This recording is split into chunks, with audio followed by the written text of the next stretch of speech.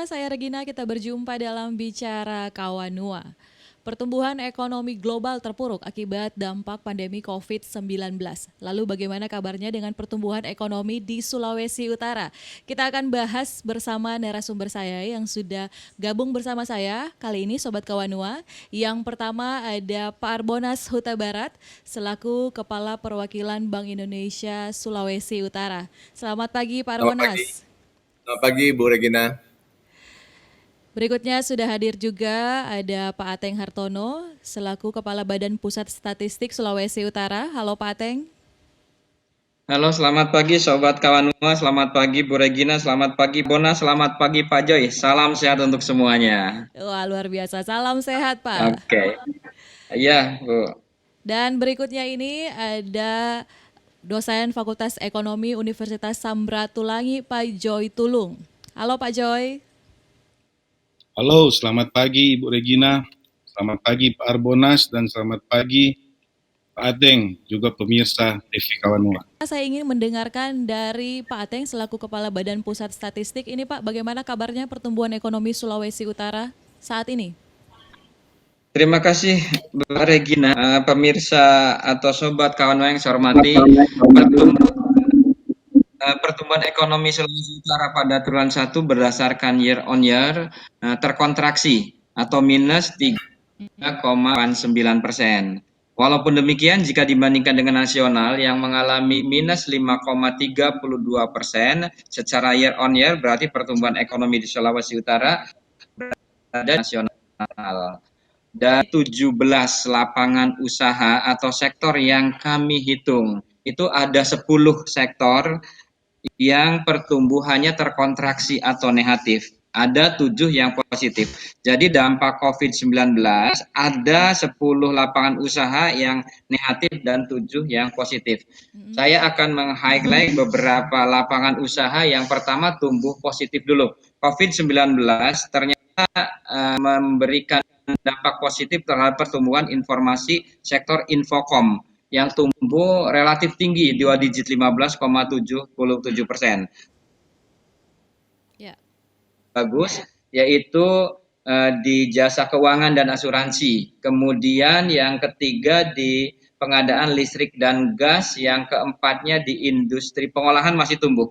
Nasional negatif industrinya, Sulawesi masih tumbuh industrinya. Dan yang kelima itu di jasa kesehatan yang banyak diperlukan masyarakat untuk COVID. Nah, apa saja lapangan usaha yang terutama yang tumbuh terkontraksi atau tumbuh negatif akibat dampak dari COVID-19 ini? Yang pertama ini di penyediaan akomodasi terdampak cukup tinggi sekali hingga pertumbuhannya minus 50-28%. Yang kedua ini transportasi juga pertumbuhannya terdampak sampai 31,49%. Yang ketiganya di jasa lainnya itu 13,11%, yang keempat jasa perusahaan 9%, dan yang kelima di konstruksi 5 besar terdampak di pertumbuhan ekonomi. Itu secara garis besarnya Mbak Re yang bisa saya sampaikan kondisi perekonomian yang terkini triwulan 2 di Sulawesi Utara. Terima kasih. Ya oke. Nah ini kan tadi data dari Pak Ateng ya bahwa jasa keuangan dan asuransi itu masih baik ya. Saya ingin dengar pendapatnya dari Pak Arbonas dari Bank Indonesia, bagaimana ini Pak? Begini ya, memang ini kan sebenarnya Ibu Regina dan semua pemirsa Kawanua TV dan sahabat-sahabat saya yang ada di BPS dan kemudian di Universitas Samratulangi. Ini adalah hal yang sebenarnya sudah diprediksi oleh BPS ini, karena dari sisi statistik dengan diberlakukannya pembatasan aktivitas masyarakat dalam rangka pencegahan penyebaran COVID-19 ini, maka ini secara ekonomi apabila aktivitas masyarakat itu dihentikan, ini sudah pasti hitungan-hitungan itu akan berlaku. Semua sektor yang selama ini memang banyak contohnya mempekerjakan sektor informal, kemudian sektor perdagangan, transportasi yang menyangkut mobilitas masyarakat, dengan pembatasan aktivitas sosial ini sudah pasti terdampak. Nah, tinggal sekarang bagaimana besarnya. Nah, bagaimana besarnya itu tadi Pak Ateng sudah menyampaikan realisasi sampai dengan triwulan 2 2020 ternyata di luar dugaan kita sebenarnya. Kalau kami dari Bank Indonesia masih berharap positif sedikit juga nggak ada masalah, sebagaimana contohnya di Papua Barat masih positif 0,9 begitu ya. Tapi ya harapan tinggal harapan. Ini kan akan lebih kecil karena tadi pembatasan tadi itu benar-benar mematikan sendi-sendi ekonomi masyarakat. Jadi itu komentar umum saya pertama dulu. Nanti kita masuk lebih dalam lagi mengenai sektoral jika diperlukan. Sebenarnya untuk Sulawesi Utara ini kekuatan ekonominya ada di mana Pak kalau dilihat? Ya, untuk kekuatan dari Sulawesi Utara memang dari dulu kan itu pertanian. Terlalu tergantung kepada pertanian di mana di situ ada perikanan dan hasil-hasil komoditi pertanian yang seperti cengkeh dan kelapa. Jadi memang pada saat dia terdampak itu memang sulit untuk bergerak. Terlalu tergantung di komoditi yang itu dari harga pasar sudah seperti itu, Mbak. Oke. Tergantung dari komoditi begitu, Iya, dan perikanan juga kan. Oke. Hasil-hasil ikan. Ya, tergantung dari harga komoditi begitu Pak. Dan ini kan bisa kita lihat sekarang ini sedang musim panen ya. Panen cengkih di Sulawesi Utara. Kira-kira itu bisa jadi angin segar kah untuk pertumbuhan ekonomi kita atau seperti apa? Cuman masalahnya kan harga cengkeh itu tergantung harga pasar dunia juga. Jadi kalau dia rendah, petani juga tidak ada maksudnya ongkos untuk pemetikan dan ongkos produksinya dan untuk jualnya tidak sebanding. Ya. Banyak yang rugi. Oke. Kecuali harga pasarnya naik, cengkehnya naik, nah itu baru positif, Mbak. Nah, Pak Ateng, kira-kira kalau dari sektor pertanian bagaimana Pak? Sektor pertanian. Iya, tadi menarik ya yang Pak Joy bahas, Bu Regina.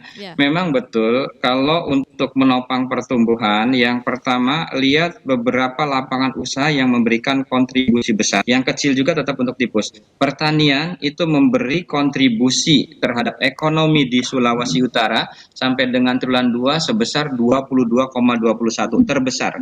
Tetapi pertumbuhan di pertanian pada triwulan 2 itu positif tetapi perlu ditingkatkan. Posisinya 1,47%. Sebagai bahan perbandingan nasional positif di atas 2%. Nah, potensi pertumbuhan di pertanian, saya setuju dengan Pak Joy juga, kita memiliki beberapa potensi. Tetapi kalau kita hanya mengandalkan hanya konsumsi di dalam atau di lokal Sulawesi, maka pertumbuhan pertanian itu relatif kurang begitu terdongkrak ya. Bisa tumbuh tapi maksimalnya kurang. Artinya manfaatkan momen pasar di luar Sulawesi Utara, baik pasar antar pulau maupun pasar di luar negeri. Saat ini pertumbuhan ekonomi Chinese yang pertama kali terkontraksi krisis ini sudah positif. Dan pasar di Cina, di Tiongkok ini secara neraca perdagangan kita surplus 22,28 juta US dollar. Amerika juga surplus, kemudian Singapura, Korea Selatan. Korea Selatan dan China ini pertumbuhannya relatif bagus ya. Korea Selatan 2, dan ini potensi pasar kita itu didongkrak di sana. Peran utama kalau bisa ditingkatkan dari aspek ke luar negerinya atau ke antar daerahnya itu Bagina. Oke, berarti ke luar negerinya atau ke antar daerahnya harus ditingkatkan. Pak Arbonas? Ya, jadi Bu Regina, ya kami bolak-balik mengulang-ulang ya dalam berbagai kesempatan. Ini juga perlu didengar oleh para ekonom di Sulawesi Utara. Tolong kita konsentrasi kepada sektor utama yang tadi dikatakan Pak Ateng ya. Bagaimana tidak kita harus konsentrasi? 10 tahun terakhir, data BPS mengatakan sektor pertanian yang terdiri daripada pertanian, kehutanan dan perikanan itu memberikan kontribusi selalu. Artinya secara struktural ekonomi kita itu didukung pertanian. Ya. Jadi jangan pernah punya cita-cita untuk pindah ke sektor lain, Bapak Ibu sekalian. Ya, perkuat di sana. Kemudian yang kedua, sektor perdagangan. 10 tahun terakhir selalu memberikan kontribusi di atas antara 11 sampai dengan 12%. Konstruksi 11%, transportasi 11%, dan industri pengolahan 8%. Sehingga lima sektor utama ini sudah menyumbang 65% dari sisi supply, ya. Dari sisi permintaan, kita lihat ada dua sektor utama, konsumsi rumah tangga dan investasi. Dua ini saja sudah 80,83. Jadi betul, konsumsi itu dari sisi swasta dan pemerintah harus tetap digenjot karena itu modal kita, dan investasi. Jadi 80,83% dari dua sektor ini. Bayangin, jadi struktur ekonomi Sulut itu sangat solid, 5 di sisi supply dan 2 di sisi demand. Ini saja dijaga sudah cukup bagus. Nah, tinggal kita bagaimana yang kata Pak Ateng tadi, bagaimana kita intensifikasi, apakah pemanfaatan teknologi di pertanian, perdagangannya kita permudah, harus keluar masuk barang, kemudian di konstruksi, bagaimana kita meyakinkan dunia usaha bahwa meskipun masa pandemi ini, mari terus melakukan kegiatan pembangunan. Nah, ini memang ada masalah ya, realokasi anggaran APBN ataupun APBD, baik di kabupaten kota, ini mengakibatkan belanja modal APBD itu jadi.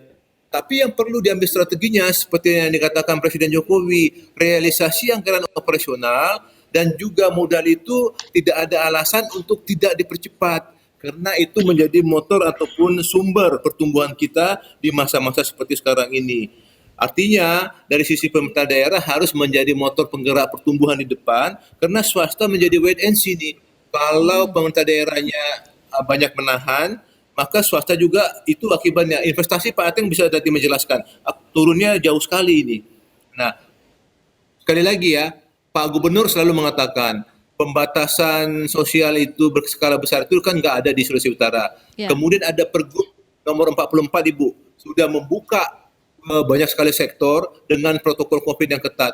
Pak Gubernur dengan saya, dengan beberapa Forkopimda sudah keliling-keliling di Kota Mobagu, di Amurang, dan seterusnya ya, untuk membuktikan bahwa ekonomi harus jalan. Karena kita takut ada satu virus yang baru, kata Pak Gubernur, virus L, bukan COVID, virus lapar.